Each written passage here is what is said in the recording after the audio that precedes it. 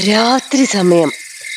രക്ഷിതാക്കളില്ലാതെ കുട്ടികൾ പുറത്തു പോയാൽ അപകടം വരുമെന്നറിയാത്ത കുട്ടനും അമ്മുവും. അമ്മോ, നല്ല കാലാവസ്ഥ. എനിക്ക് ഐസ്ക്രീം കഴിക്കണം തോന്നുന്നു. നമുക്കൊന്ന് പുറത്തു പോയിട്ട് വരാം. ഓക്കെ കുട്ട, നമുക്ക് പോകാം.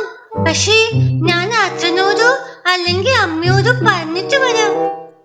അയ്യോ അമ്മോ, വേണ്ട, അവരോട് പറയണ്ട. വെറുതെ വഴക്ക് കേൾക്കേണ്ടി വരും. നമുക്ക് വീടിന്റെ പുറകു വശത്തിലൂടെ അവരറിയാതെ പോയിട്ട് വരാം. ഓക്കെ കുട്ട, നമുക്ക് പോയിട്ട് വരാം. അപകടത്തിലേക്കാണെന്ന് അറിയാതെ അവർ പുറത്തു പോകുന്നു. കുട്ട, ഇവിടെ ഐസ്ക്രീം കടയൊന്നും കാണുന്നില്ലല്ലോ. രാത്രിയായി, എനിക്ക് പേടിയാവുന്നു കുട്ട. രണ്ടു കുട്ടികൾ, കൂടെ ആരുമില്ല. കടത്തിച്ചെല്ലാൻ പറ്റിയ സാഹചര്യം. അങ്ങോട്ടൊന്നു ചെല്ലാം. തക്ക സമയം കുട്ടികളെ രക്ഷിക്കാൻ അമ്മ എത്തുന്നു.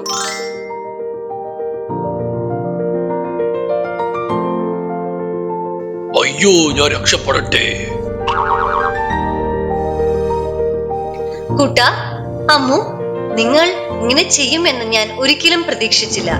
വീട്ടുകാരുടെ അറിവില്ലാതെ ഇങ്ങനെ രാത്രി സമയങ്ങളിൽ കുട്ടികൾ പുറത്തിറങ്ങി നടക്കരുത്. സോറി അമ്മ. കുട്ടികളെ ശ്രദ്ധിക്കുക.